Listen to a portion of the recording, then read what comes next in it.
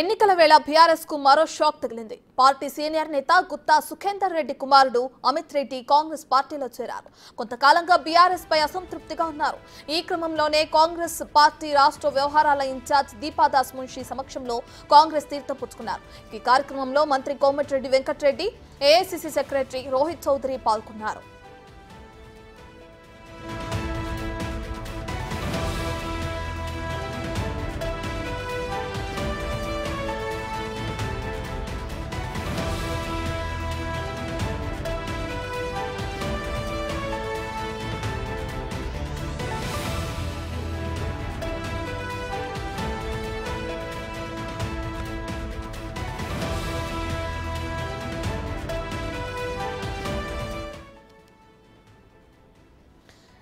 ఎన్నికల వేళ బీఆర్ఎస్ కు మరో షాక్ తగిలింది. పార్టీ సీనియర్ నేత గుత్తా సుఖేందర్ రెడ్డి కుమారుడు అమిత్ రెడ్డి కాంగ్రెస్ పార్టీలో చేరారు.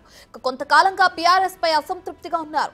ఈ క్రమంలోనే కాంగ్రెస్ పార్టీ రాష్ట్ర వ్యవహారాల ఇన్ఛార్జ్ దీపాదాస్ మున్షి సమక్షంలో కాంగ్రెస్ తీర్థం పుచ్చుకున్నారు. ఈ కార్యక్రమంలో మంత్రి కోమటిరెడ్డి వెంకటరెడ్డి, ఏఐసీసీ సెక్రటరీ రోహిత్ చౌదరి పాల్గొన్నారు.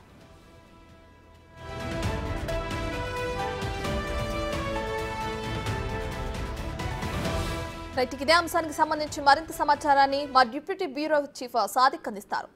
సాదిక్, అటు సుఖేందర్ రెడ్డి కుమారుడు అమిత్ రెడ్డి కాంగ్రెస్ పార్టీలో చేరడం మనం చూస్తున్నాం. అయితే ఎప్పుడైతే కాంగ్రెస్ ప్రభుత్వం అధికారంలో వచ్చిందో దాని తర్వాత ప్రతిపక్ష పార్టీల నుంచి భారీగానే చేరికలు జరగడం కూడా చూసాం.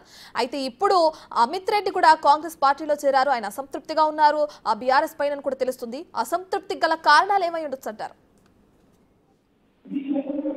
రత్న, బీఆర్ఎస్ పార్టీకి పార్లమెంటు ఎన్నికల కంటే ముందుగా షాకుల మీద షాకులు ఇస్తున్నారు ఆ పార్టీకి సంబంధించిన ముఖ్యమైన నేతలు, ఎమ్మెల్యేలు. ప్రస్తుతం అయితే నల్గొండకు సంబంధించినటువంటి గుత్తా సుఖేందర్ రెడ్డి చైర్మన్ గా ఉన్నటువంటి అతని కుమారుడైన గుత్తా అమిత్ కొద్దిసేపటి క్రితమే కాంగ్రెస్ పార్టీలో చేరడం జరిగింది.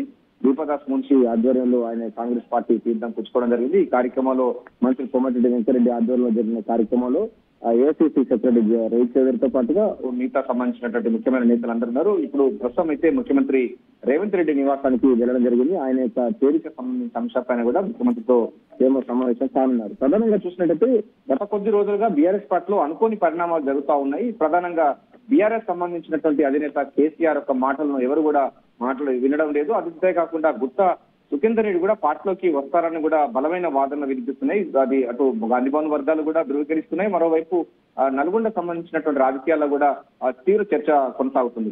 ముందైతే గుత్తా అమిత్ అయితే కాంగ్రెస్ పార్టీలో చేరాలి. ఆ తర్వాత గుత్తా సుఖేందర్ రెడ్డి కూడా ఈ మధ్య కాలంలో 2-3 రోజులు ఆయన కూడా పార్టీలోకి మారే అవకాశం ఉన్నట్టుగా కనబడుతుంది. ప్రధానంగా చూసినట్లయితే గుత్తా అమిత్ కూడా అటు నల్గొండ, అదేవిధంగా భువనగిరి 2 పార్లమెంట్ సెగ్మెంట్ లో కూడా సీట్ కావాలని కూడా ప్రయత్నం చేయడం జరిగింది. దీనికోసం గుత్తా సుఖేందర్ రెడ్డి కూడా పావులు పరిపాలనని కూడా బలమైన వాదన కూడా వినిపిస్తున్న తరుణంలో గుత్తా అమిత్ ఇప్పుడు పార్లమెంటు ఎన్నికలకు ఆల్రెడీ అభ్యర్థుల యొక్క పేర్లు ఖరారైనప్పటికీ ఆయనకు తాజాగా కాంగ్రెస్ పార్టీలో చేరడం అయితే ఆయనకు కొంత అయితే చాలా మంచి పరిణామం అని చెప్పొచ్చు. అంతేకాకుండా కాంగ్రెస్ పార్టీకి మంచి పరిణామం అని చెప్పొచ్చు. ఎందుకంటే నల్గొండ జిల్లాలో బలమైన నాయకులు ఉన్నటువంటి కోమటిరెడ్డి బ్రదర్స్ తో పాటుగా గుత్తా ఫ్యామిలీ కూడా కాంగ్రెస్ పార్టీగా తోడైతే ఇక కాంగ్రెస్ పార్టీ హవా అన్నది అక్కడ మరింత బలం చేకూర్చే